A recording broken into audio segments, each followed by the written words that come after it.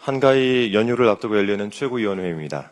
한 해의 결실을 거두는 시기인 만큼 서로의 수고를 격려하는 다정한 명절이 되었으면 좋겠습니다. 오늘 코스닥과 코스피가 동반 상승을 한 가운데 경제 상황판 보시는 것처럼 코스피가 사상 최초 3,500을 넘어섰다는 말씀 드리면서 시작하겠습니다. 어제 산업통상자원부가 9월 수출입 동향을 발표했는데요. 올해 9월 수출액이 659억 5천만 달러로 집계가 됐습니다. 사상 최대 기록을 경신한 겁니다. 22년 3월에 8억 달러를 기록한 게 3년 6개월 전입니다.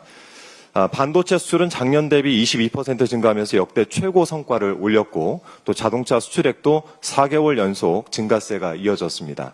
우리 국민과 기업, 정부가 합심을 해서 이뤄낸 성과라고 볼 수 있겠습니다.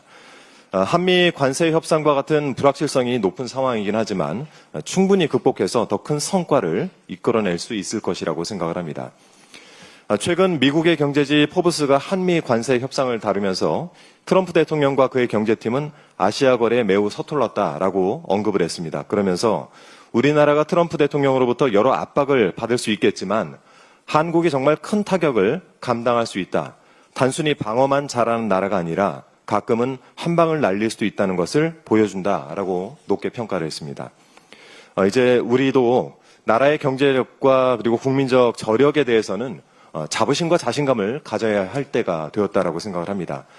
위성락 국가안보실장이 지난 30일 인터뷰를 통해서 한미 관세 협상을 두고 크게 비관적이지 않다라고 언급을 한 만큼 국민 여러분께서도 정부를 믿고 힘을 보태주시길 부탁을 드리겠습니다. 아울러 국민의힘은 국민적 불안감을 조장하는 정쟁의 도구로 이 협상을 악용하지 말 것을 경고드립니다. 이재명 대통령님을 향해서 협상 당시 적은 비망록 내용과 또 MOU를 밝히라라고 하는 가당치 않은 요구를 하고 있습니다. 이런 협상 관련 정보를 공개하지 않은 산업부를 상대로도 되도 않는 행정소송을 제기했던데요. 그런 정보를 공개하면 본인들 실력으로 나서서 협상이라도 할 겁니까? 국민의힘은 외교에 있어서는 입을 열 자격이 없습니다.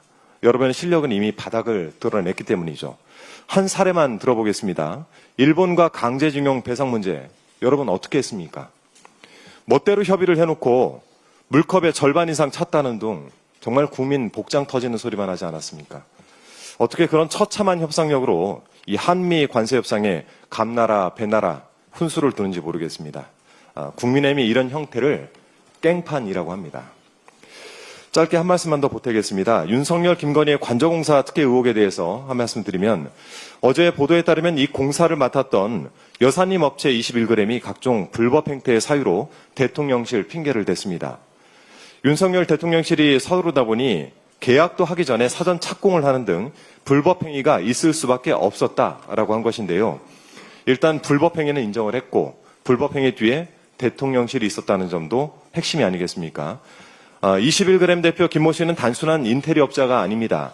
김상민 전 부장검사가 이완 화백 그림을 구매할 때 김건희 취향에 대한 문의를 받았던 사람이 바로 21g 대표입니다.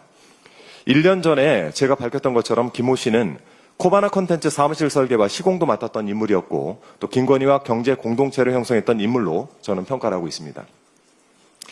이 대통령 경호처가 다른 업체에 이미 관저 공사를 맡겼는데도 윗선의 지시로 공사업체가 갑자기 21g으로 바뀌었습니다.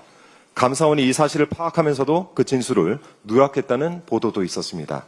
이 불법을 저지른 21g 대표, 불법을 조장하며 뒷배가 되어준 김호진 당시 관리비서관, 그리고 대통령실 관계자, 의혹을 알고도 덮어버린 감사원 감사관, 그리고 김건희, 이 모두가 수사선상에 올라야 할 것입니다. 김건희 특검의 철저한 수사를 촉구합니다. 이상입니다. 네, 다음으로 김병주